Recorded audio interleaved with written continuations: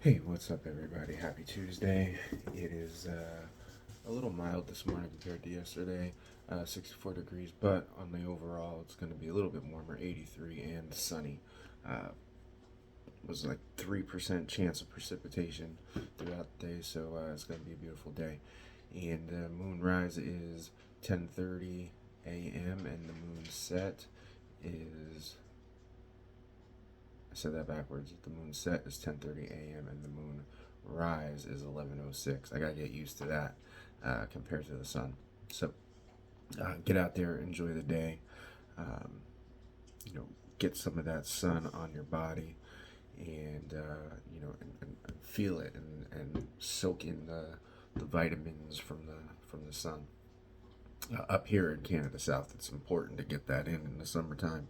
Uh, you, my kid was talking about how it's I don't want if it's 90 degrees on Friday, I don't want to go fishing. And I was like, we had two 90-degree days and the 90s is over. I don't see 90 again happening. So uh, yeah, it if you don't like the heat, consider yourself lucky.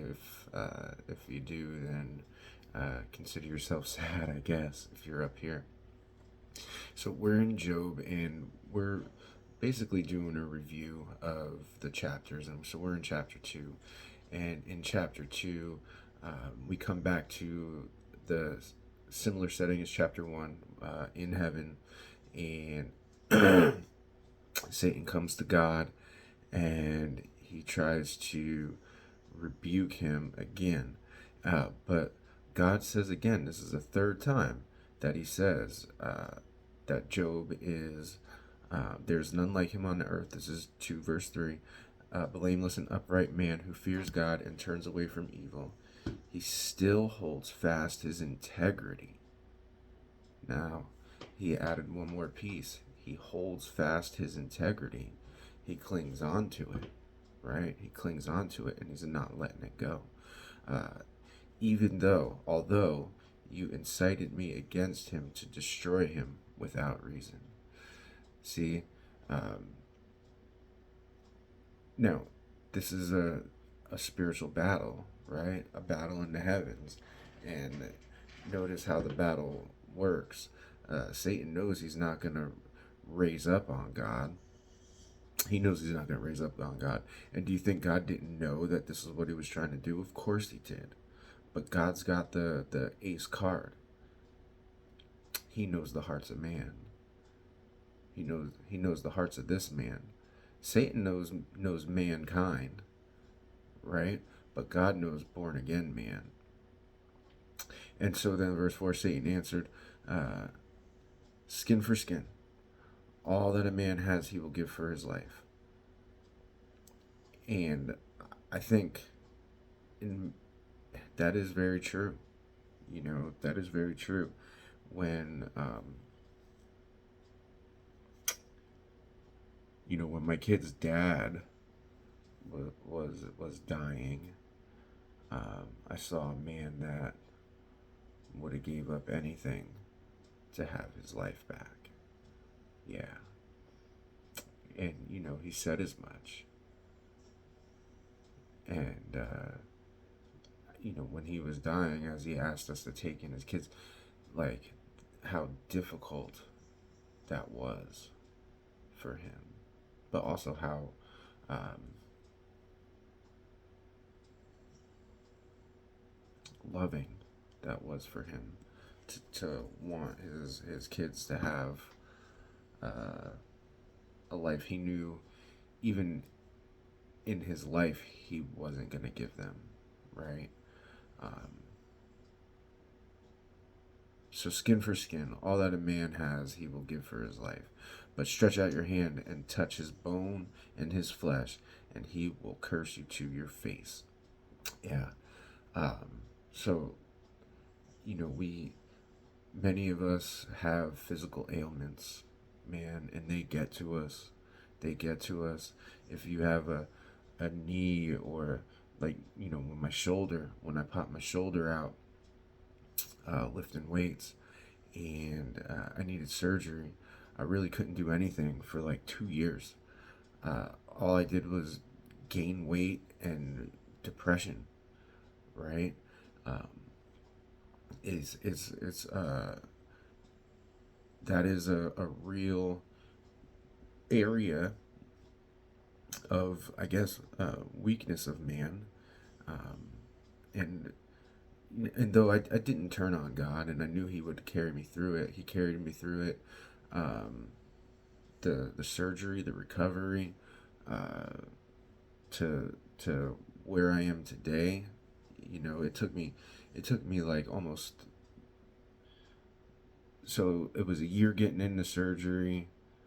Actually, it was like 2 years getting into surgery.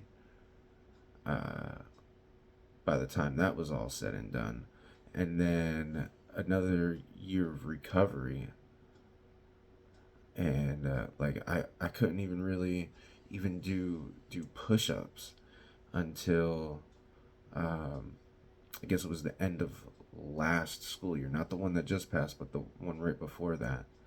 Um, and like, man, that was hard. That was hard, and I had to cling fast to the Lord and His promises, and He carried me through it, and He did. But there's times where, I questioned Him, like, Lord, why am I having to go through this, right? Why? Um, and the Lord said to Satan, "Behold, he is in your hand; only spare his life." So, Satan had rule essentially over everything, over Job except his life. All right, except his life. So Satan went out from the Lord and struck Job with loathsome sores. And look in verse 8, Job took a piece of pottery to scrape himself while he sat in the ashes. Then look what happens with his wife. Now, I know it, ladies, it's hard when your husband is not well. It's hard when um, he takes losses, financial losses, losses in the workplace, things around the house start falling apart. He starts getting ill. Uh, and she might even push a man, right? She might even push a man to try to get him to do something, right? And sometimes, in this case, look, then his wife said to him, "Do you still hold fast your integrity? Curse God and die. Just give up, right? Curse God and die." Um, Now, thinking back to my kid's dad when he was dying, um, they set a couple um, end of life dates because all they had to do was essentially turn off the breathing apparatus, and it would be fast. It would be uh, ugly because he'd be suffocating, right? But um, it they were keeping him alive, right? And um, he pushed the date out and pushed the date out, and even I had a feeling deep down of, "Oh, don't do that anymore, man. Like, just just go, just go to the Lord." He had, you know, we talked salvation. He was saved. Did a sprinkle baptism. He couldn't be dunked, right? He had the breathing apparatus. Um, I had committed to taking his kids. I'm like, what are you holding on for, right? What are you holding on for? Um, and Satan had struck him. Had struck him, even physically. Um, but he said to her, "You speak as one of the foolish women would speak." shall we receive good from God, and shall we not receive evil? In all this, Job did not sin with his lips. Now, I did never say that to him, and that feeling was, you know, deep down, it wasn't like a overt feeling, but it was in there, y'all. In complete vulnerability and confession, it was in there. So that then,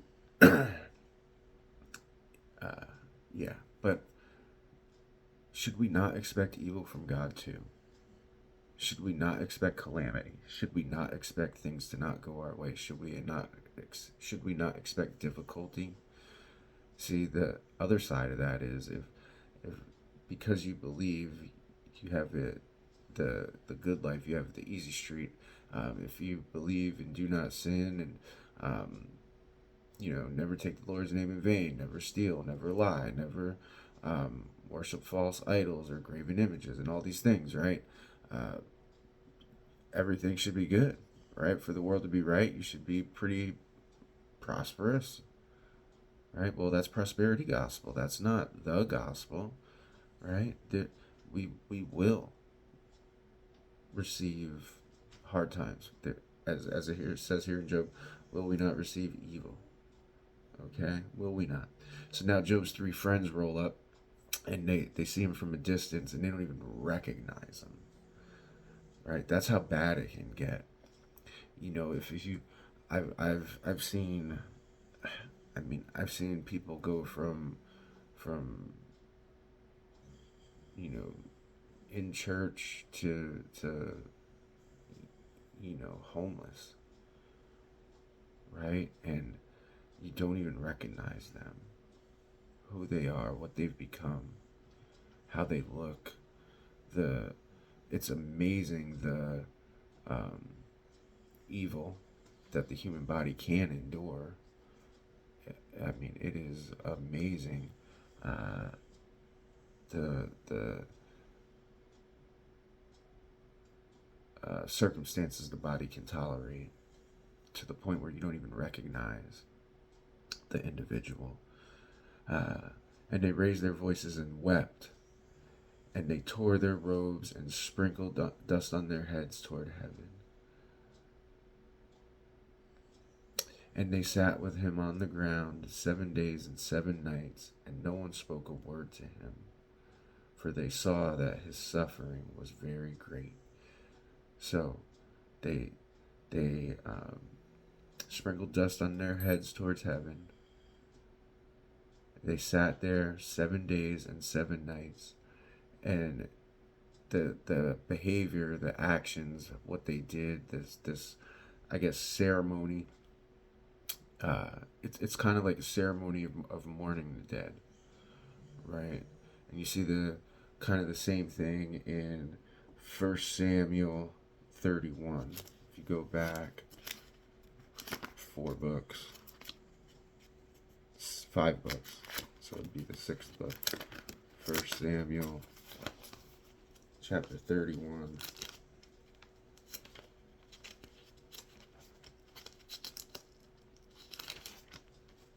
Couple more.